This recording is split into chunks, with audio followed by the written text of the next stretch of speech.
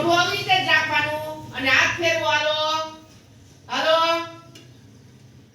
તો આમ અંગૂઠો આમ રાખો અને અંગૂઠા આમ જોવાનું મોઢું ફેરવવાનું નથી તમારું માથું ફેરવવાનું નથી આમને આમ રાખો અને અંગૂઠા ઉપર જોવાનું જો આ કસરત થાય આપણી આંખોની કસરત થાય સીધું માથું રાખો ને એટલે આપણી આંખોની કસરત થાય આમ આંખું ફરે ને આપણે અંગૂઠા હું જોઈએ એટલે આમ જાય આંખું આમ જાય એટલે આ કસરત કહેવાય હળવી સરસ